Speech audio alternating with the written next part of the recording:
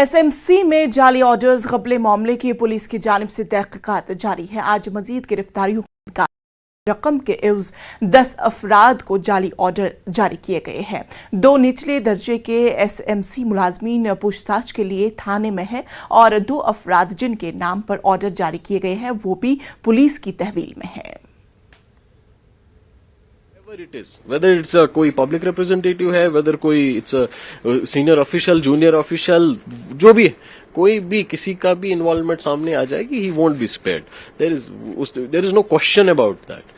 इसीलिए when police is investigating, police जब वहां बयान लेती है, जब ये पुलिस के सामने भी they will all reveal कहां से किसने उनको ये जो है इस ट्रैप लगाया, who was behind it, हो सकता है कि इसमें और कुछ भी इन्होंने गड़बड़ की हो।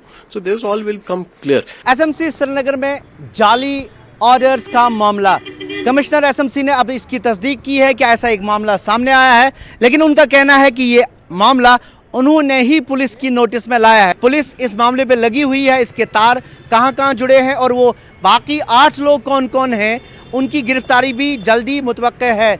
हमारी जो पुलिस ज़राए से जो हमें पता चला है वो ये कि अभी तक इस मामले में मज़ीद छानबीन की जा रही है और ये पता किया जा रहा है कि आखिर ये मामला कैसे पेश, कौन कौन लोग ऐसे हैं जो इसमें आगे शामिल हो सकते हैं। लेकिन यहाँ पे कमिश्नर एसएमसी का ये कहना है कि ऐसा हुआ नहीं कि ये किसी तरीके से पुलिस के पास पहले पहुँचा हुआ मामला, एसएमसी के अफसरान ने ही ये मामला पुलिस की नॉलेज में लाया, क्योंकि ऐसा हुआ जब उन्होंने एक ऑर्डर देखा जिसमें इन 10 लोगों के नाम शामिल थे। उन्हें ये पता चला कि ये 10 लोग कभी इस एसएमसी के मुलाजिम हैं ही नहीं, तो फिर उन्हें ट्रांसफ़र करने का मामला कैसे आया। एक दिलचस्प बात यह है कि एसएमसी की जो पुरानी तारीख ये रही है कि ऐसे मामले यहाँ पे होते रहे हैं।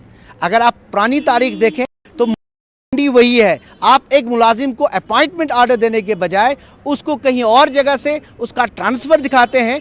मतलब आप इंप्रेशन ये देना चाहते हैं ये पहले से मुलाजिम है, इसको जी हमने इस जगह से इस जगह ट्रांसफ़र किया है। और वही मुलाजिम कुछ ऐसे भी हैं जो शायद अभी भी होंगे, जो अभी भी सर्कुलेशन में हों और अब मुलाजिम भी बाकायदा तनख्वाह लेते होंगे। ये मैं नहीं कह रहा हूँ, ये कमिश्नर कह रहे हैं कि ऐसे लोग हमारे सामने आए जिनको या तो बैकडोर से अपॉइंट किया गया या ऐसे ही तरीके से उनकी नौकरियां आहिस्ता आहिस्ता पक्की हो गई और वो तनख्वाहदार भी हो गए। फिलहाल इस मामले में तहकीकात हो रही है।